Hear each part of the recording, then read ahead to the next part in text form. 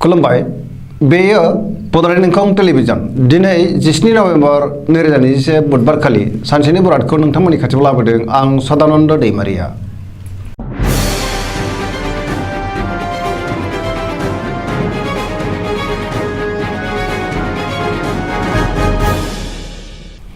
सिगां फरायनो लादों मेष राशि गिबि हांखो अ ल दिनैनि साना मोजां आरो गाज्रिनि गेजेरजों बाबेनलांगोन। गोसोआव जिंगाया बांगोन। गुबुननि थाखाय नाङा फाङा जेंनायाव गोग्लैनांनो हागौ। सांग्रां जानाया गाहाम।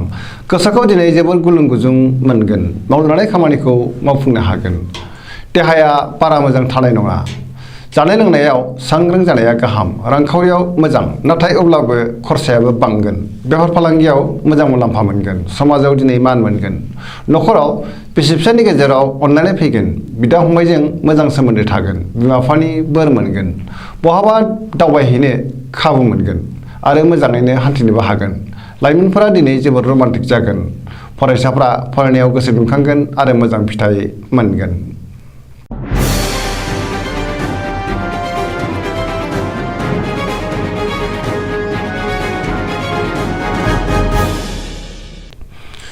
वृष राशि गिबि हांखो इ उ ब दिनैनि साना जोबोर मोजां। गुबुननि हेफाजाब मोननानै गोसोखौ दिनै जोबोर गोजोननाय मोनगोन। गोसोआव बोलो बांगोन। मावनो लानाय खामानिखौ थि समावनो आरो गोरलैयैनो मावफुंनो हागोन। समाजाव मान मोनगोन। रांखावरियाव दिनै जोबोर मोजां होनजायो। मोननो गोनां धोनखौ मोननो हागोन। बेफार फालांगियाव जोबोर मोजां मुलाम्फा मोनगोन। आयाबो बांगोन। आरजिनाय धोनखौ दोनथुमनो हागोन। बहाबा थाङोब्ला दिनै जोबोर मोजां आरो मोजाङैनो हान्थिनो हागोन। न'खराव बिसि फिसायनि गेजेराव अननानै फैगोन। देहाया मोजाङै थागोन। सेंग्रा सिख्लाफ्रा जोबोर रमान्टिक जागोन आरो गावबा गावनि गोसोनि साननायखौ फोरमायलायनोबो हागोन। बहानिफ्रायबा हरखाबै मोजां खौरां फैनो हागौ। फरायसाफ्रा फरायनायाव गोसो दुंखांगोन आरो मोजां फिथाइ मोनगोन। पजिटिभ एनार्जिनि गोहोम गोग्लैगोन। गोसोनि साननाय आरो लुबैनायफ्रा मोगथाङाव जाफुंगोन। सरासनस्रायै दिनै साना जोबोर मोजां आरो मोजाङैनो बारग'लांगोन।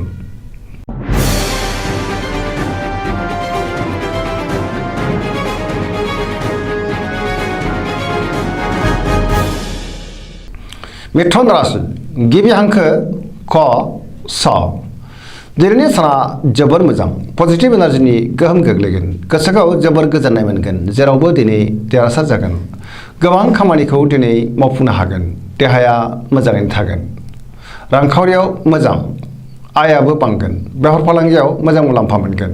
न'खराव अनलायनाय फैगोन। समाजाव गोबां मान मोनगोन। मावनो लानाय खामानिखौ थि समावनो आरो गोरलैयैनो मावफुंनो हागोन। गुबुननि हेफाजाब मोनगोन। बहाबा थांनो एबा दावबायहैनो खाबु मोनगोन। गोसोनि बोलोआ बांगोन।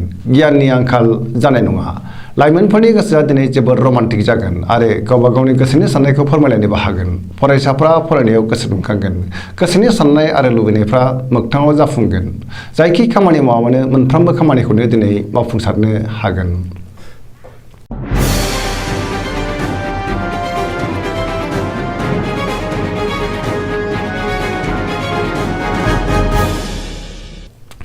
कर्कट राशि गिबि हांखो ड ड ह दिनैनि साना जोबोर मोजां। गोसोखौ जोबोर गोजोननाय मोनगोन। मावनो लानाय खामानिखौ थि समावनो मावफुंनोबो हागोन। रांखावरियाव जोबोर मोजां होनजायो। आया बांगोन। बेफार फालांगियाव जोबोर मोजां मुलाम्फा मोनगोन। मोननो गोनां धोनखौ दिनै मोननो हागोन। देहाया मोजाङैनो थागोन। गुबुननि हेफाजाब मोनगोन। गुबुननि गोसोखौ बोनो हागोन। न'खराव बिसि फिसायनि गेजेराव अननानै फैगोन। गोसोनि साननायफोरा मोगथाङाव जाफुंगोन। समाजाव बयजोंबो गोरोबनानै थानो रोंगोन। लाइमोनफोरनि गोसोआ दिनै जोबोर रमान्टिक जागोन आरो गावबा गावनि गोसोनि साननायखौ फोरमायलायनोबो हागोन। पजिटिभ एनार्जिनि गोहोम गोग्लैगोन।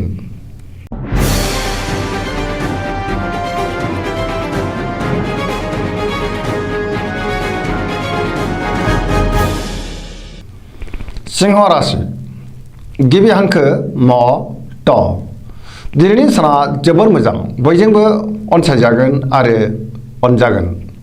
गोसोखौ जोबोर गोजोननाय मोनगोन। सोरबा गोजाम लोगोखौ बहाबा लोगो मोननानै दिनै जोबोर गोजोननाय मोनगोन। मावनो लानाय खामानिखौ थि समावनो मावफुंनोबो हागोन। गोसोआ जोबोर रमान्टिक जागोन। रांखावरियाव मोजां नाथाय अब्लाबो खरसायाबो बांगोन। गोबां धोन आरजिनोबो हागोन। बेफार फालांगियाव जोबोर मोजां मुलाम्फा मोनगोन। न'खराव दिनै बयजोंबो अनलायगोन। गोसोनि बोलोआ बांगोन। समाजाव मान मोनगोन। गुबुननि गोसोखौ बोनो हागोन। सेंग्रा सिख्लाफ्रा मोजां खौरां मोननो हागौ। फरायसाफ्रा फरायनायाव गोसो दुंखांगोन आरो मोजां फिथाइ मोनगोन। सरासनस्रायै दिनै साना जोबोर मोजां आरो मोजाङैनो बारग'लांगोन।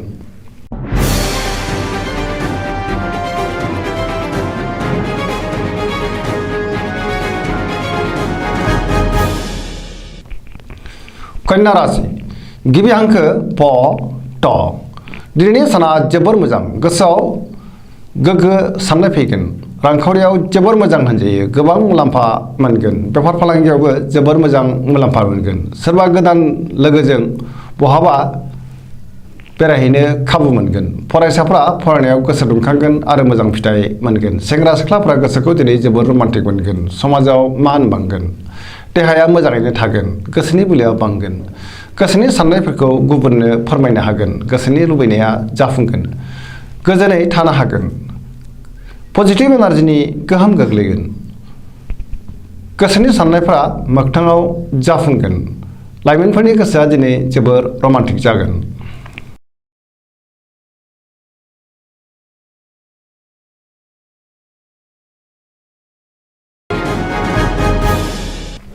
तुला राशि गिबि हांखो र ट दिनैनि साना मोजां आरो गाज्रिनि गेजेरजों बाबेनलांगोन। बहाबा दावबायहैनो खाबु मोनगोन। गोसोखौ जोबोर गोजोननायबो मोनगोन। गोसोनि बोलोआबो बांगोन। गोसोनि साननायफ्रा जाफुंगोन। मावनो लानाय खामानिखौ मावफुंनो हागोन। देहाया दिनै मोजाङै थागोन। रांखावरियाव मोजां मोननो गोनांखौ दिनै मोननो हागौ। न'खराव बिसि फिसायनि गेजेराव अननानै फैगोन। समाजाव मान मोनगोन। बेफार फालांगियाव खहा जालांनोबो हागौ। लिरनाय फरायनायाव आखा फाखा जागोन। फरायसाफ्रा फरायनायाव गोसो दुंखांगोन। गोसोनि साननायफ्रा नाथाय अब्लाबो देबार नांगोन। सोरबाया रायखुमानो हागौ। सांग्रां जानाया गाहाम।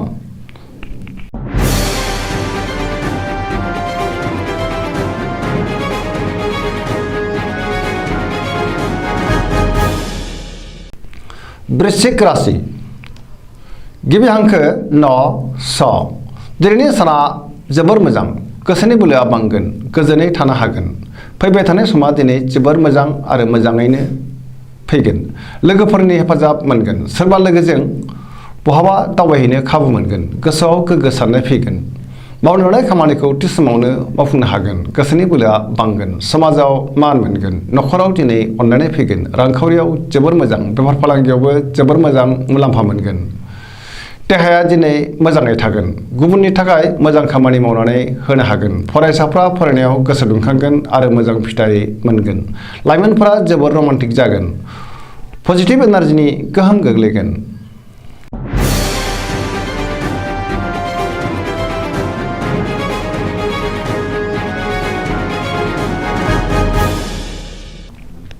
धनु राशि गिबि हांखो ध फ भ दिनैनि साना मोजां आरो गाज्रिनि गेजेरजों बाबेनलांगोन।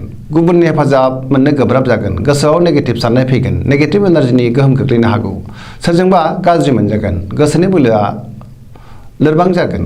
धोरोमारि बिथिङाव गोसो दुंखांगोन। मावनो लानाय खामानिखौ थि समावनो मावफुंनो गोब्राब जागोन। रांखावरियाव जोबोर मोजां नाथाय अब्लाबो खरसायाबो बांगोन। बेफार फालांगियाव मोजां मुलाम्फा मोनगोन। देहाया दिनै बारा मोजां थानाय नङा। गगा बायदिसिनाजों खस्थ' मोननांनो हागौ।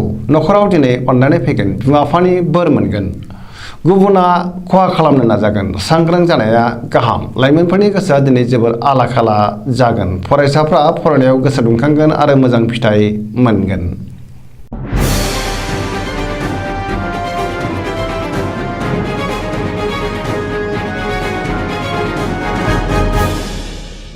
मकर राशि गिबि हांखो ख ज दिनैनि साना जोबोर मोजां।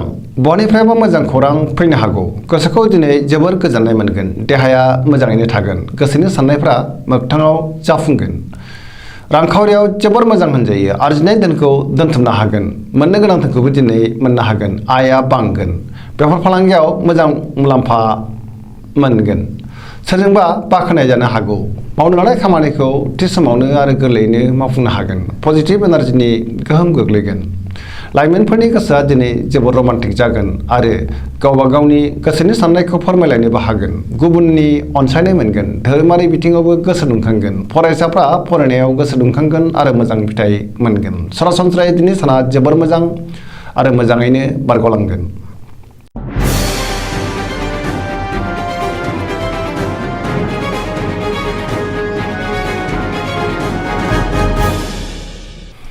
कुम्भ राशि गिबि हांखो ग स स दिनैनि साना मोजां आरो गाज्रिनि गेजेरजों बाबेनलांगोन। गोसोनि बोलोआ लोरबां जागोन, सोरबाया थगायनो नाजागोन, गोसोखौ गुलाय गुजाय मोनगोन, मावनो लानाय खामानिखौ थि समावनो मावफुंनो गोब्राब जागोन, बहानिफ्रायबा हरखाबै गाज्रि खौरां फैनो हागौ, समाजाव मान मोनगोन, रांखावरियाव बारा मोजां नङा, गोबां धोन खहा जानांनो हागौ, बेफार फालांगियाव बारा मोजां नङा, देहाया मोजाङै थागोन, अब्लाबो नाथाय जानाय लोंनायाव सांग्रां जानाया गाहाम, न'खराव बिसि फिसायनि गेजेराव अनलायनाय फैगोन, अब्लाबो नाथाय गोसोनि साननायफोरा देबार नांगोन, सेंग्रा सिख्लाफ्रा जोबोर आला खाला जागोन, फरायसाफ्रा फरायनायाव गोसो दुंखांगोन।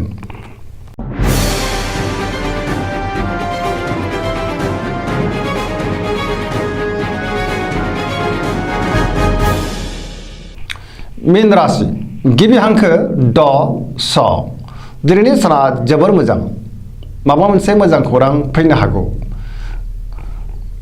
गोसोखौ जोबोर गोजोननाय मोनगोन, गोसोनि बोलोआ बांगोन, देहाया दिनै मोजाङैनो थागोन, रांखावरियाव जोबोर मोजां होनजायो, आयआ बांगोन, मोननो गोनां धोनखौ दिनै मोननो हागोन, बेफार फालांगियावबो मोजां मुलाम्फा मोनगोन, न'खराव दिनै अननानै फैगोन, गुबुननि थाखाय मोजां खामानि मावनानै होनो हागोन, गोसोआ दिनै जोबोर रमान्टिक जागोन, लाइमोनफोरा गावबा गावनि गोसोनि साननायखौ फोरमायलायनोबो हागोन, गोसोनि साननाय आरो लुबैनायफ्रा मोगथाङाव जाफुंगोन, फरायसाफ्रा फरायनायाव गोसो दुंखांगोन आरो मोजां फिथाइ मोनगोन। सरासनस्रायै दिनै साना जोबोर मोजां आरो मोजाङैनो बारग'लांगोन। दिनैनि राशि फरायथिना एसेनोसै। जोबनायाव बेखौनो खावलायो जाहाथे नोंथांमोना सानफ्रामबो जोंनि बे बड'लेण्ड इंखं टेलिभिजनखौ नायबाय थायो आरो साबस्क्राइब खालामो, लोगोसे लाइक खालामो आरो शेयार खालामो। एसेनोसै, गोजोन्थों।